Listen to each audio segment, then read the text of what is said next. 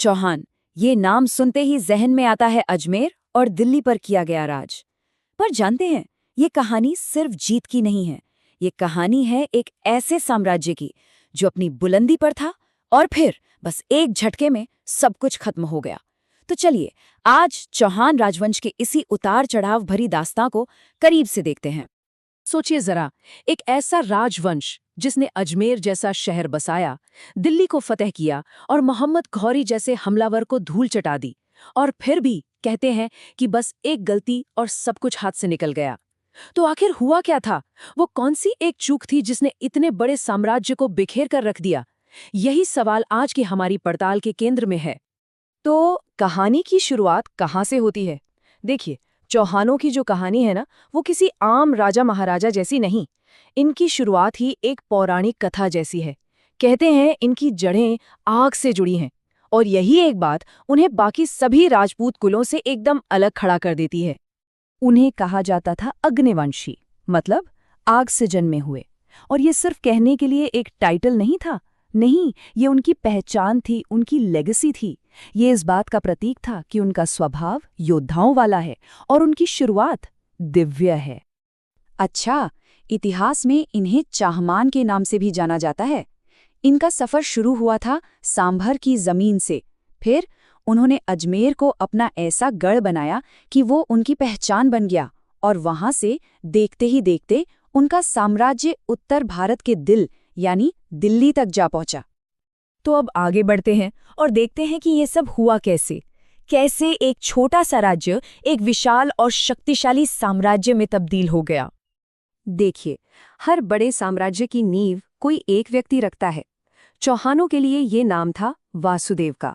उन्होंने ही शाकंभरी, जिसे हम आज सांभर के नाम से जानते हैं, वहां पर चौहान सत्ता की पहली ईंट रखी थी। लेकिन वासुदेव ने शुरुआत तो कर दी, पर चौहानों को उनकी असली पहचान, उनकी धाक जो जमी, वो अजयराज द्वितीय की वजह से जमी। उन्होंने सिर्फ एक शहर नहीं बसाया, बल्कि एक ऐसी राजधानी अजयमेरु की नींव रखी जो आने वाली कई पीढ़ियों के लिए सत्ता का केंद्र बनी। जी हाँ, वही अजयमेरु, आज का अजमेर, वो उनके साम्राज्य का दिल था।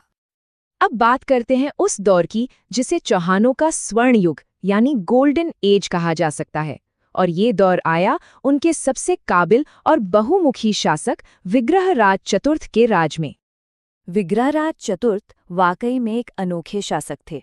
मतलब एक तरफ तो वो एक जबरदस्त योद्धा थे जिनकी तलवार ने चौहान साम्राज्य की सीमाओं को दिल्ली तक पहुंचा दिया, और वहीं दूसरी तरफ वो कलम के भी धनी थे।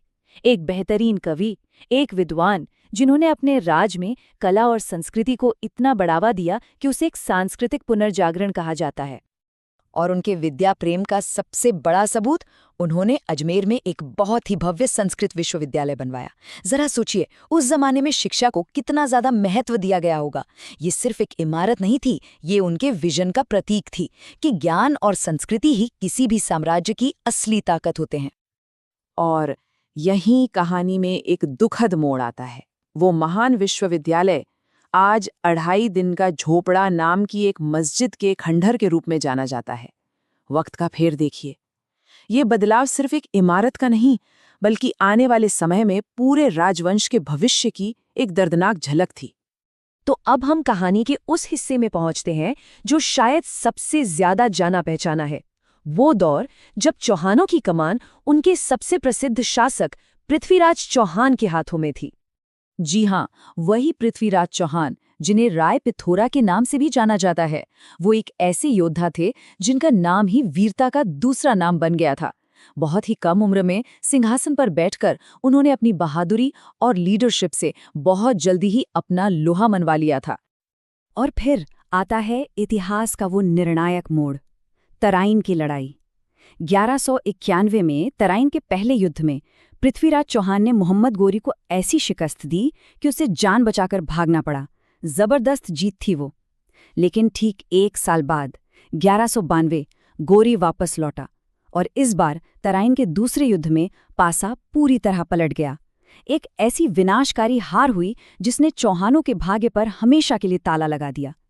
सोचिए, सिर्फ 1 साल के अंदर जीत हार में बदल गई। ये सिर्फ एक राजा की हार या एक लड़ाई का अंत नहीं था, नहीं, ये भारतीय इतिहास का एक टर्निंग पॉइंट था। 1192 की इस एक हार ने भारत में मुस्लिम शासन की शुरुआत का रास्ता खोल दिया और इस उपमहाद्वीप के भविष्य की दिशा हमेशा हमेशा के लिए बदल दी।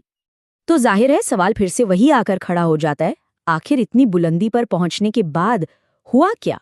जो साम्राज्य 1 साल पहले तक अजेय लग रहा था, वो इतनी आसानी से बिखर कैसे गया? गलती कहाँ हुई? तो चलिए अब जरा इस पतन के पीछे के कारणों को कुरेदते हैं, समझने की कोशिश करते हैं कि वो क्या वजहें थीं, वो कौन सी एक गलती थी जिसकी बात हम शुरू से कर रहे हैं। देखिए, सच तो ये है कि इसका जवाब किसी एक चीज में नहीं है, कई वजहें थी। सबसे पहली और सबसे बड़ी वजह, राजपूत राजाओं के बीच आपस में ही एकता नहीं थी, सब एक दूसरे से लड़ रहे थे। दूसरी बात, गौरी की जो नई युद्ध तकनीकें थीं और जिस तरह वो तैयारी करके वापस आया था, चौहान उसे शायद सही से समझ नहीं पाए। और तीसरी, कुछ बड़ी राजनीतिक और रणनीतिक गलतियां भी हुईं, जैसे अपने ही सबसे शक्तिशाली पड़ोसी से दुश्मनी मोल लेना। इसका नतीजा ये हुआ कि जब युद्ध का मैदान सजा तो पृथ्वीराज चौहान अकेले पड़ गए। शायद यही वो सबसे बड़ी गलती थी, दुश्मन को कम आंकना और अपनों को साथ ना रख पाना। तो एक बार फिर से देखें, वासुदेव ने नींव रखी, अजयराज ने राजधानी बसाई, विग्रहराज चतुर्थ ने उसे स्वर्ण युग तक पहुंचाया और पृथ्वीराज चौहान ने आखिरी लड़ाई लड़ी।